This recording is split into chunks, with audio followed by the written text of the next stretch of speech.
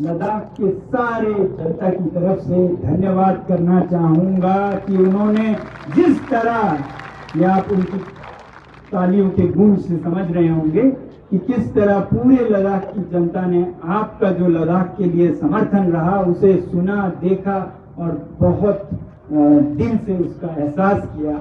उसका बहुत बड़ा रोल था जो अदालत में केस चला और जिस तरह इसका खात्मा हुआ, जहां सरकार ने इस केस को वापस लिया, ये कहते हुए, बिना कहे ये कहते हुए कि इसमें गलतियां हुई हैं, इसको ठीक करेंगे। ये बहुत अच्छी बात है। किसी जगह जहां भी ऐसी भावना जागे, जब जागे सवेरा, तो इसका मैं कद्र करता हूं, मगर इसका बहुत बड़ा श्रेय भारत के सारे नागरिकों को जाता है जिन्होंने हर तरफ मीडिया में, सोशल मीडिया पे, अपने अपने शहरों में लद्दाख का समर्थन किया। और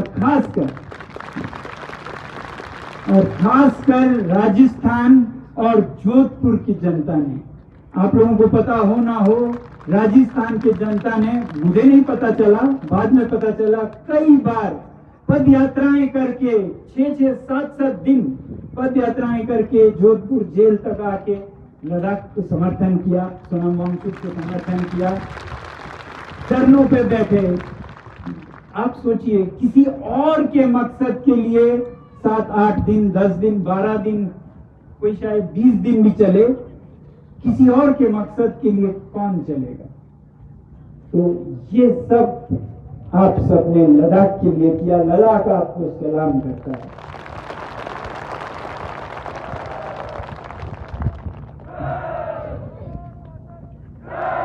भारत माता की, भारत माता की, भारत माता की। हमें उम्मीद है कि सिर्फ लद्दाख का ही नहीं, जहां भी ऐसा हो वहां आप समर्थन करेंगे।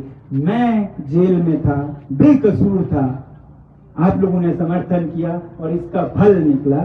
ऐसे ही कितने ही लोग बेकसूर हो सकते हैं, पता कीजिए, पढ़िए और उनका समर्थन कीजिए। अंधाधुंध किसी को काला रंग न रंगिए, सोच समझ के वो है क्या, खुद से जो बताया जाए, जो दिखाया जाए, उससे परे जाकर वो क्या है समझें, और फिर अगर सही हो तो समर्थन करें उनका, और अगर वो गलत हो तो सरकार का समर्थन करें। ये मैं आप सबसे, भारत की जनता से प्रार्थना करूंगा, विनती करूंगा। और जोधपुर की जनता से खासकर मैं धन्यवाद करना चाहता हूं, जिन्होंने इतना हमें समर्थन दिया। हालांकि मैं बाहर देख भी नहीं सकता था, मगर उनकी नर्म ख्याल, अच्छे विचार मुझ तक जैसे भावनाओं में पहुंचती थी और बताती थी गीतांजलि, वो मैं दिल के गहराइयों से धन्यवाद करना चाहता हूं। जोधपुर में परिवारों ने इन्हें आश्रय दिया, यहाँ रहिए आप, हर तबके के लोगों ने। वैसे ही देश भर में और खासकर दिल्ली में, अहमदाबाद में, जब जब गीतांजलि जी को जाना पड़ा इस केस के बारे में, उन्होंने अपना घर का दरवाजा खोल दिया, आप यहाँ रहिए। आसान नहीं था, आसान नहीं था। आप समझ सकते हैं, किसी देशद्रोही कहलाए जाने वाले के परिवार को अपने घर में रखना, अपने भी तब दरवाजा बंद करते हैं, और तो और कि कहीं ये मुझ पे न लग जाए। मगर ऐसे परिवार हैं जैसे दिल्ली में, जिन्होंने 6 महीने इनको अपने घर का परिवार की तरह रखा। ऐसा हमारा भारत, भारत महान है तो इन बातों से महान है कि हम हर एक के दर्द को पहचानते हैं, दर्द में काम आते हैं। तो ये मैं आप लोगों से बताना चाहूंगा। और कई लोग मुझे कहते हैं, यहाँ भी पूछे थे, कि आप में कुछ नाराजगी नहीं है, कड़वाहट नहीं है, वेयर इज द बिटरनेस बोलते हैं। शायद बहुत लोग चाहते हो कि मैं गुस्से में आऊं, गालियां दूं सरकार को या जिसको भी, मगर मैं अभी कह रहा था कि मेरा रोल ऐसे एक कमांडो की तरह था, सिपाही की तरह था, जो फायरिंग में गोलीबारी में से एक बच्चे को बचाने के लिए निकलता है। वो बच्चे को पकड़ता है, उठाता है, उसके हाथ में तलवार है, बंदूक है। बच्चे को उसने जरूरत जितनी पड़ी उनको हराकर बचा लिया। अब कड़वाहट में, गुस्से में, और 3 को तो मैं मारूंगा, और 5 को मारूंगा, 10 को तो मैं मार के जाऊंगा बोलता हुआ अगर और तलवार गोलियां चलाता रहे और फिर वापस आए, मैं तो हीरो हूं, मैंने तो उनके 10 को मारा, बच्चे का क्या हुआ? बच्चा तो उस बीच में मर गया। तो फिर क्या बचाने गए थे आप? तो यही मेरी हालत थी। मेरा मकसद नहीं था ये जंग मेरी नहीं थी, ये लड़ाई मेरी नहीं थी, ये संघर्ष मेरा नहीं था, ये आवाज मेरी नहीं थी, लद्दाख की थी, लद्दाख के पर्यावरण की थी, लद्दाख के संस्कृति की थी, लद्दाख के पेड़ पौधों की, लद्दाख के नदियों की, लद्दाख के पशु पक्षियों की, लद्दाख के ग्लेशियर्स की, लद्दाख के लोगों की ये संघर्ष थी। तो ऐसे में उनकी कामयाबी मेरी कामयाबी, इस बच्चे की जिंदगी मेरी कामयाबी है, ना कि 10 को मारा, 12 को मारा मगर बच्चा बीच में मर गया, वो बुज़दिल है, वो बहादुर नहीं है। तो इस बहादुरी से, सोचे समझे बहादुरी से मैं ये संघर्ष कर रहा हूं। और जरूरत पड़े, मैं बिल्कुल नहीं समझता हूं कि इसकी जरूरत पड़ेगी, मगर जरूरत पड़े तो ये संघर्ष करता रहूंगा। मैं संघर्ष के लिए बना हूं और कोई मकसद नहीं है मेरा, जहां काम आ सकूं, लद्दाख के और देश के, हिमालय के और देश के, मैं काम आता रहूंगा। ऐसा एक सिपाही मैं बनना चाहता हूं। तो फिर दोबारा कहूंगा, क्यों हमें एक नए सवेरे को शुरू करना है तो उसे नरम कदमों से शुरू करना इसलिए सही समझा। अगर मैंने गिव एंड टेक की बात की, बहुत लोग पूछते हैं आपने ये गिव एंड टेक की बात क्यों कही? क्योंकि हमें पता है कि अभी तक के हर वार्ता में, टॉक्स में, संघर्ष में सरकार की तरफ से गिव की बात नहीं आई, टेक की बात आई। ये भी हम आपको नहीं देंगे, ये भी हम नहीं देंगे, ये हम लेंगे। तो फिर इसलिए आगे नहीं बढ़ रहा है। ये 25-30 टॉक्स हुए, कितने लोगों को तकलीफें हुई, कितने ही लोग भूखे रहे हफ्तों तक, 3 हफ्ते 4 हफ्ते, कितने ही लोग पैदल चले, ले से लेके दिल्ली तक संघर्ष किया, और कितने ही लोगों की जानें गई, 5 हमारे वीरों की जानें गई, और फिर 80 के करीब लोग अभी भी या जेल में हैं या उन पे मुकदमा चल रहा है, 2 अभी भी जेल में हैं। ऐसे में हमारा संघर्ष है कि हम सब जीते, विन विन हो, दोनों तरफ विन हो। तो इसके लिए माहौल बनाया जाए, विश्वास का माहौल बनाया जाए। मैं धन्यवाद करता हूं कि एक पर शुरू हुआ कि हमसे कुछ ऊपर नीचे गलत हुआ, इसलिए हम इसे दुरुस्त करते हैं, वो सबसे बड़ी है। ये बात आपको महान बनाती है, ये बात आपको महान बनाती है कि गलती एहसास हो और उसे दुरुस्त करें। अब मैं चाहूंगा कि आप दुरुस्त करें। उनका तो नहीं कर सकते हैं जो गुजर गए, मगर जो जिंदा हैं, जिन पे मुकदमे हैं, ऐसे भी लोग जो खून देने के लिए, ब्लड डोनेशन के लिए जा रहे थे, उन पर भी मुकदमे चल गए, ऐसा मुझे बताया जाता है। वैसे ही 2 जो लोग अभी भी जेल में हैं, इन सब को, ये सब गलत फहमियों के वजह से हुआ। जैसा कि पता चला, ऐसा कहा नहीं था मगर ऐसा लगा। ऐसा होता है, कम्युनिकेशन गैप होता है, किसी एक को गलत समझ आया, सबको गलत समझा दिया, और ऐसे में फिर आनंद फानन में, हड़बड़ाहट में गलत कदम उठ गए। हम समझते हैं हमसे भी गलतियां हो, वो भी हम समझते हैं, मगर आज उसकी जरूरत नहीं है कि कौन गलत पे है। आज है कि हम कैसे कल के काली रात को पीछे छोड़े और एक उजाला सुबह शुरू करें। तो इसलिए मैं उम्मीद करता हूं कि इन सब पर न्याय होगा और विश्वास बढ़ेगा, और हम टॉक्स के लिए जाएंगे। वहां पर दोबारा टेक नहीं होगा, विन लूज नहीं होगा। विन हम लूज अप नहीं होगा, ये मेरी उम्मीद है, क्योंकि वो फिर लूज लूज होगा, दोनों हारेंगे। इसलिए विन विन हो।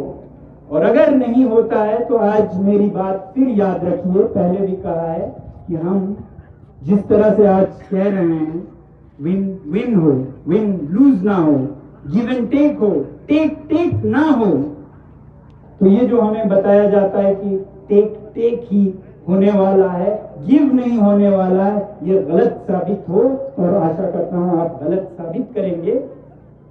देखेंगे अगले हफ्तों में मेरे ख्याल से वार्ता फिर होगी और उसके बाद हम भारत के लोगों से फिर जुड़ेंगे, लद्दाख के लोगों से फिर जुड़ेंगे, ये बताने के लिए कि विन विन हुआ या विन लूज हुआ या लूज लूज हुआ।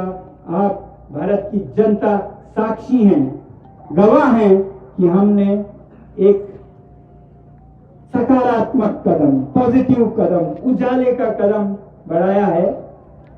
आपने बढ़ाया है, हम बढ़ा रहे हैं और ये कदम आगे चले, सारे पुराने किस्से खत्म हो और विन विन की तरफ हम आगे बढ़ें और जल्द ही हम पूरे भारत को बता सकें कि लद्दाख का विन विन तरीके से समाधान हो गया। हम आपको फिर से धन्यवाद कर सकें, ये हमारी उम्मीद है। भारत माता की जय, जय हिंद।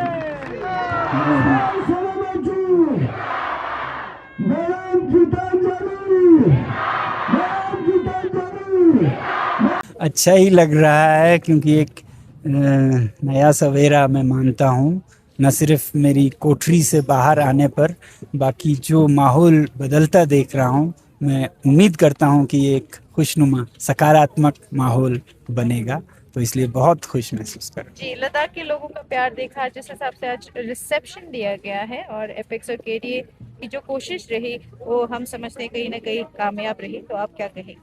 ये हम सब का संघर्ष था, तो एपेक्स और केडीए तो लद्दाख के शीर्ष संस्थाएं हैं और उनके ज़रिए लेह और कारगिल दोनों के लोगों का जो भावनाएं देख पाए हम, वो कुछ ज़्यादा ही था, तो बहुत बहुत खुशी हुई। जी, तो जैसे आपने स्पीच में ये कहा था विन विन, दोनों तरफ से ही कोशिश होना चाहिए, तो क्या उसको थोड़ा इलेबोरेट करेंगे?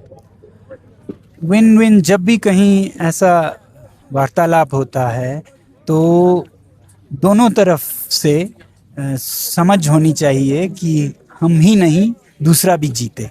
अगर हम ही जीतने पे जाएं तो फिर वो विन लूज होगा और ऐसे चीज़ें सालों के कश्मकश और दुख और दर्द में तब्दील होती हैं। तो विन विन ऐसा है कि दोनों जीतें। तो मैं उम्मीद करता हूं कि सरकार भी ये समझे और जिस तरह से अभी तक हमारा लूज और उनका विन जैसा दिख रहा था उसमें बदलाव आए और ये एक गिव एंड टेक हो, टेक टेक नहीं हो, गिव भी हो, और यही उम्मीद है। मैं यही कहता हूँ कि सकारात्मक हो, खुशनुमा कदम हम उठाएं। जी, और आपने ये भी कहा कि पीछे का सब कुछ भुला के आगे एक पॉजिटिव वे में देखना चाहेंगे। नहीं, भुलाना तो नहीं चाहिए, पीछे का भुलाना नहीं चाहिए, पीछे का सबक लेना चाहिए। अगर सबक ले सके तो वो सबसे बड़ी बात है। सबक सबसे बड़ी बात है, कोई बदला इंतकाम से भी बड़ी, और भुलाना भी गलत है। याद रखते हुए, सबक सीखते हुए आगे बढ़ें, ये मेरी फितरत है, मेरा नेचर है। अभी जेल में 2 और बेटे सर, उनके लिए क्या कहेंगे? उनके लिए यही कहेंगे कि ये जो नया माहौल शुरू हो रहा है, ये जो काले बादल हट रहे हैं, वो उन पर भी सवेरा हो और जितने जल्दी हो उन्हें रिहा किया जाए और जिन पे केसेस हुए हैं उनके केसेस को ठीक किया जाए, दुरुस्त किया जाए, और जिनका देहांत हुआ इस उसमें संघर्ष में, उनको तो हम सिर्फ याद कर सकते हैं और कुछ कर नहीं सकते हैं। तो सर इसके बाद आप हाँ, हो सके तो जो ज़ख्मी हुए उनका कॉम्पनसेट हो, तो ये एक महानता होगी, क्योंकि आनन फानन में बहुत कुछ गलत हुआ। अब गलतियां निकालें तो फिर यहाँ लद्दाख में कहते हैं कि आप अगर कुरेदते रहें तो फिर गलत ही निकलता है, तो ये जानते हुए हम इसे बेहतर बनाएं, क्योंकि इसी उम्मीद के साथ मैं सकारात्मक की उम्मीद करता हूँ। वरना तो लोग कहते हैं आपको गुस्सा नहीं है, गुस्सा है मगर उसका वक्त नहीं है। मैं अपने लिए संघर्ष नहीं कर रहा था, मैं संघर्ष कर रहा था हमारे जो मुद्दा है उसके लिए, और मुद्दा जीते ये ज़रूरी है। चाहे मैं हारता भी दिखूं, हमारा मुद्दा जीतना चाहिए। तो ये एक ऐसा युद्ध था जिसमें से मुझे एक बच्चे को बचाना था, मगर बच्चे को बचाना ज़रूरी था। मैं अपना कलाकारी और वीरता दिखाते हुए बच्चा अगर जान से जाता तो वो मेरी हार होती, चाहे मैं कितनों को ही हरा के आऊं, मगर अगर मकसद फौत हो गया तो वो नहीं बनता। तो ये ऐसा संघर्ष है। तो मुझे उम्मीद है कि इसमें हम पॉजिटिव एक्सपेक्ट करें। नहीं करेंगे तो मजबूरन फिर ये एक लूप में चलता रहेगा जिसका किसी को फ़ायदा नहीं होगा। यही तो मेरी जिस तरह आपने अभी स्पीच में कहा कि इसके बाद जो है आप जितने भी शहीद हुए हैं उनके घर वालों से जी मिलने जी जा रहे जी हैं। जी जी हम उनके घर वालों से मिलके ज़्यादा तो क्या कर पाएंगे, मतलब उनको सलाम करेंगे, उनको धन्यवाद करेंगे, उनको नमन करेंगे और उनको याद करेंगे।